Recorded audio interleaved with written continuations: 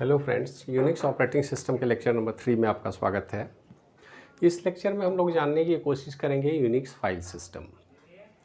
Unix file system देखिए, Unix एक ऐसा ऑपरेटिंग सिस्टम है जिसमें अलग अलग टाइप की बात नहीं की जाती है। यहाँ पर सीधे अगर हम फाइल की बात करें, यहाँ पर दो ही एंटिटी पर ये पूरा ऑपरेटिंग सिस्टम काम करता है। पहला एंटिटी है फाइल और दूसरा एंटिटी है प्रोसेस। और फाइल को अगर गौर से देखा जाए तो file require places it is an array of bytes. सिर्फ फाइल एक स्पेस है जहां पर कुछ इंफॉर्मेशन स्टोर किए गए हैं। वो इंफॉर्मेशन कुछ भी हो सकते हैं, लेकिन कोई फाइल को अगर कोई रिप्रेजेंट कर रहा है, इवन डायरेक्टरी भी एक फाइल ही है और इस फाइल में इंफॉर्मेशन को स्टोर किया जाता है। ये आइडियल स्टेट है कंप्यूटर के हार्ड डिस्क में, सेकेंडरी स्टोरेज में, प्राइमरी स्टोरेज में जो भी इंफॉर्मेशन स्टोर किया जाता है किसी न किसी नाम से किया जाएगा और उसी को हम रिप्रेजेंट करते हैं फाइल से। और प्रोसेस की अगर हम बात करें तो file it is executed as a program. Actual में अगर कहा जाए तो कोई भी फाइल या प्रोग्राम जो है, प्रोग्राम भी तो फाइल के रूप में स्टोर है, तो प्रोग्राम का रनिंग स्टेट जो है, एग्जीक्यूशन स्टेट, उसको हम बोलते हैं प्रोसेस। तो ऑपरेटिंग सिस्टम में प्रोसेस के विषय में पहले भी पढ़े हैं कि कोई भी प्रोग्राम अगर रनिंग स्टेट में है, जिसको टाइम फैक्टर में हम काउंट कर सकते हैं कि करेंटली अगर रन कर रहा है तो प्रोसेस है, अदरवाइज वो फाइल है। तो यूनिक्स इन्हीं दो कॉन्सेप्ट पर काम करता है कि या तो फाइल या फिर प्रोसेस की बात करता है। तो उसके पास जो कुछ भी है या तो फाइल के रूप में है या फिर अगर करेंटली रन कर रहा है तो प्रोसेस है। अगर देखा जाए तो file system begins with a directory called root. Unix का जो स्ट्रक्चर है, इसमें चूंकि ये मल्टी यूजर है, सिंगल यूजर की बात नहीं है, इसलिए ये ड्राइव से शुरू नहीं होता है। ऐसा नहीं कि सी ड्राइव, डी ड्राइव या किसी ड्राइव की बात करता है। ये जब भी स्टार्ट होता है तो इनको बोला जाता है रूट। रूट एक स्लैश सिंबल से शुरू होता है। स्लैश सिंबल रिप्रेजेंट ही किया जाता है रूट के लिए। तो directory called root and denoted as slash. There are several other directories. इसमें बहुत सारे डायरेक्टरी है और डायरेक्टरी या फाइल का जो स्ट्रक्चर है उनके विषय में बोला गया कि सबसे पहले ये हायरार्किकल फाइल स्ट्रक्चर है। हायरार्किकल स्ट्रक्चर तो आप समझ रहे हैं कि एक रूट होगा, उसके नीचे बहुत सारे चाइल्ड होंगे, उनके नीचे भी बहुत सारे चाइल्ड होंगे, इसके नीचे भी बहुत सारे फाइल हो सकते हैं। तो ये जो स्ट्रक्चर है, इसी स्ट्रक्चर को हम बोलते हैं हायरार्किकल स्ट्रक्चर। जो डॉस में जनरली आपने पढ़ा होगा, तो यहाँ पर हायरार्किकल स्ट्रक्चर है और पूरे यूनिक्स ऑपरेटिंग सिस्टम में जितने भी इंफॉर्मेशन है वो हायरार्किकल फॉर्म में इसी तरह से अरेंज किए गए हैं। चाहे वो ऑपरेटिंग सिस्टम के अपने फाइल हो, चाहे यूजर के फाइल हो, प्रोग्राम हो, रिजल्ट हो, कुछ भी है वो हायरार्किकल फॉर्म में ही स्टोर किया जाएगा। It can grow dynamically. यहाँ पर कोई लिमिटेशन नहीं है कि कितने स्ट्रक्चर आप बना सकते हैं। एक रूट के बाद एक लेवल पर आए, सेकेंड लेवल पर आए, third level, fourth level, fifth level, जितना लेवल आप बना सके उसमें कोई लिमिटेशन नहीं है। इसलिए ये जो स्ट्रक्चर है एक्चुअली ये डायनेमिकली ग्रो करता है। Files have access permission. अब यहाँ पर एक फिल्टरिंग कैपेसिटी है यूनिक्स में। हम जानते हैं कि यहाँ पर जब भी होगा तो हर फाइल के लिए एक्सेस परमिशन की आपको ज़रूरत होगी। आप इनिशियल फिल्टर की हम बात नहीं करें कि यूजर नेम और पासवर्ड दे करके आप इंटर करेंगे। इंटर तो आप कर गए, लेकिन ये पर्टिकुलर फाइल को एक्सेस करने का भी आपको परमिशन होना चाहिए। अगर आपके पास परमिशन नहीं है तो उस पर्टिकुलर फाइल को आप एक्सेस नहीं कर सकते।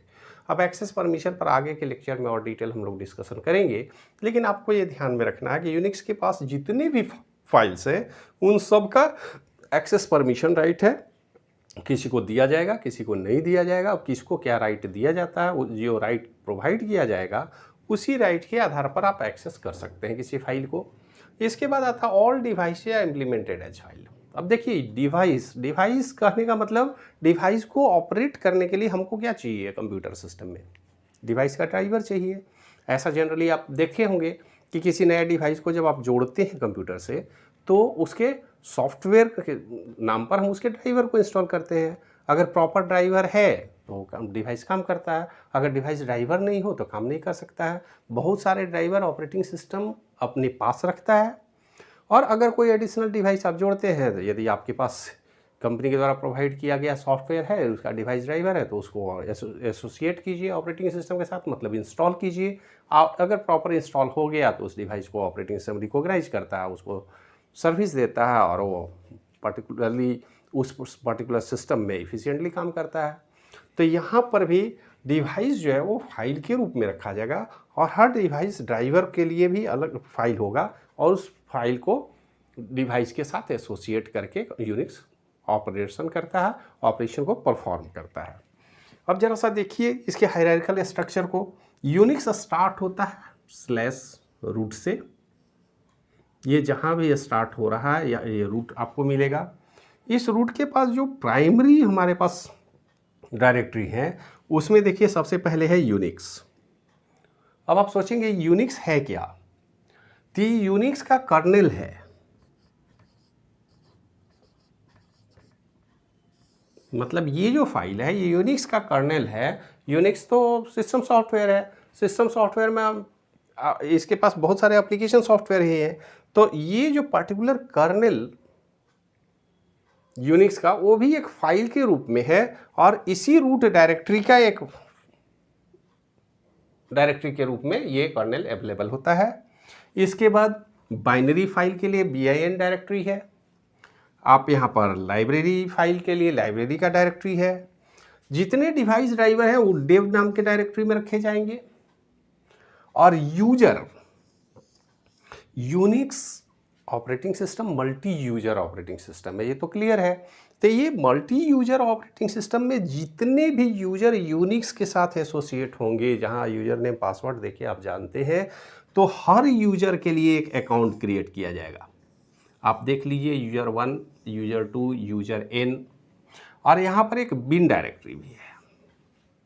बिन डायरेक्टरी आपको यहाँ भी मिलेगा, बिन डायरेक्टरी यहाँ भी है। ये बाइनरी फाइल रखता है, ये सिस्टम से रिलेटेड फाइल बिन डायरेक्टरी रखता है।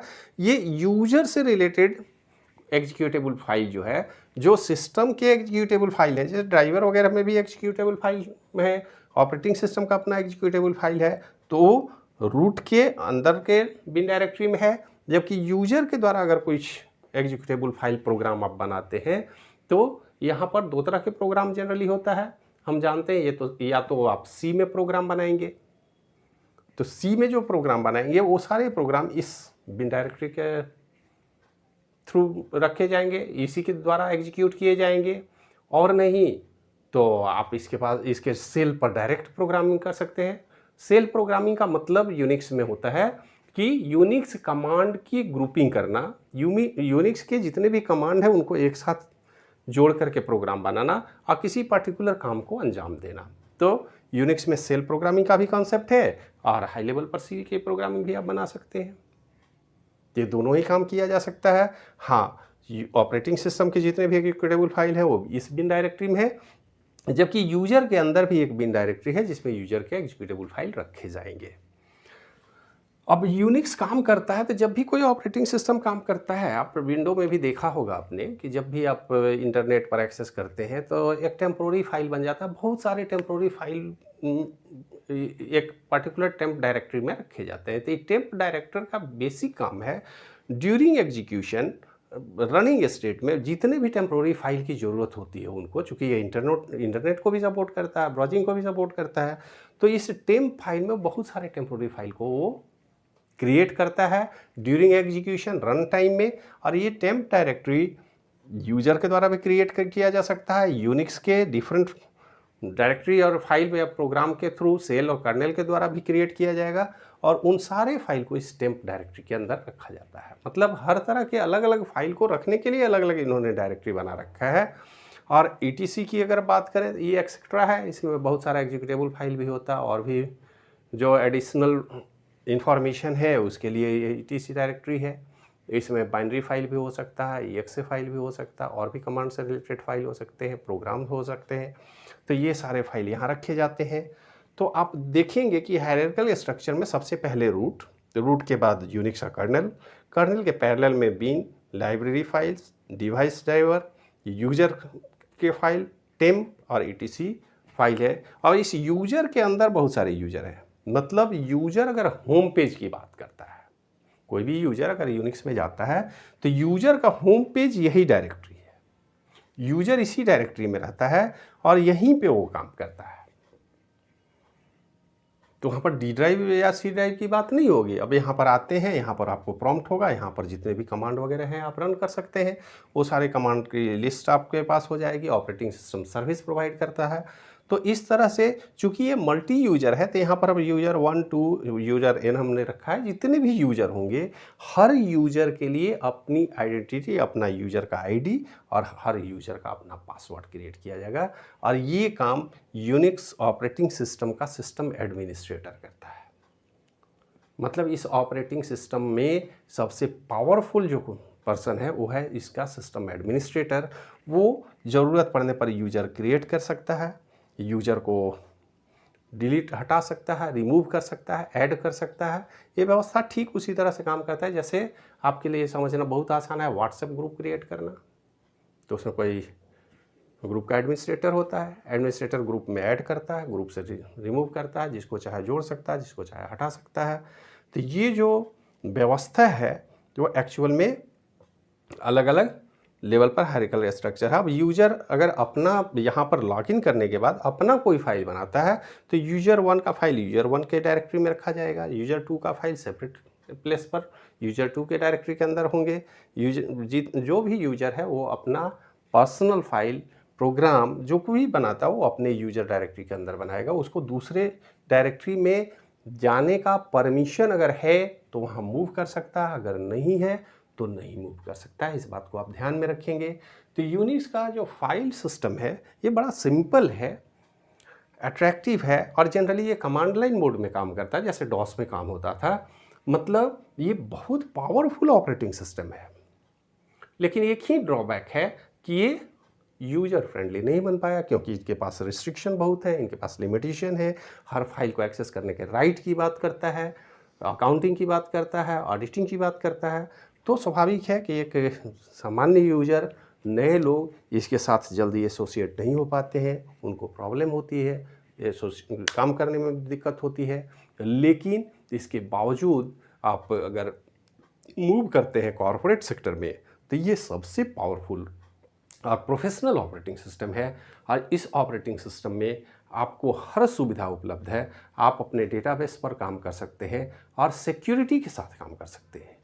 इस पर रिलाई किया जा सकता है, इस पर कंप्लीट आप भरोसा कर सकते हैं कि ये ऑपरेटिंग सिस्टम है तो हमें किसी और प्रॉब्लम में नहीं फंसने देगा। क्योंकि हमारे फाइल का एक्सेस राइट हमने जिसको दिया है सिर्फ वही यूजर एक्सेस कर सकता है, दूसरा यूजर तो उसको देख भी नहीं सकता, उसके पास पहुंच नहीं सकता। अगर हमारा फाइल है तो उसके हम यूजर हैं। और यही नहीं, एक और फीचर है इसमें कि आप चाहें तो अलग अलग, जैसे यूजर 1 जो है वो चाहे तो U1, U2, U3, U4 एक अलग एक ग्रुप बना सकते हैं। तो इंडिविजुअल यूजर अगर चाहे तो अपना एक ग्रुप बना सकता है और इस ग्रुप में इंफॉर्मेशन को शेयर करने का क्या लिमिट होना चाहिए, क्या मैसेज कौन कौन सा ट्रांसफ़र होंगे, कैसे एक्सचेंज होगा, ये सारा डिसीजन भी ऑपरेटिंग सिस्टम के सहयोग से आप क्रिएट कर सकते हैं। तो ये इसका सबसे बड़ा बेनिफिट है कि आप मल्टीपल यूजर का ग्रुप बना सकते हैं और उस ग्रुप के बीच एक्सचेंज इन्फॉर्मेशन किया जा सकता है, स्टैंड एलोन यूजर बना सकते हैं। और ऑर्गेनाइजेशन के लिए रूट एडमिनिस्ट्रेटर के पास तो सारा पावर है। तो एडमिनिस्ट्रेटर जो ओनर है, उसके बाद फाइल का अपना ओनर होगा और फाइल का अगर ग्रुप में है तो ग्रुप के लेवल पर भी सिक्योरिटी का इंतजाम है। मतलब इंडिविजुअल भी सिक्योरिटी का इंतजाम है कि फाइल लेवल पर, आप ग्रुप के लेवल पर सिक्योरिटी का इंतजाम कर सकते हैं, एडमिनिस्ट्रेटर के लेवल पर सिक्योरिटी का इंतजाम कर सकते हैं। तो इस तरह से आप देखें कि यूनिक्स बड़ा ही पावरफुल फाइल सिस्टम सपोर्ट करता है। और इस फाइल सिस्टम में और भी बहुत सारी बातें हैं जिसको हम नेक्स्ट लेक्चर में डिस्कशन करेंगे। आज के लिए इतना ही। वीडियो देखने के लिए धन्यवाद।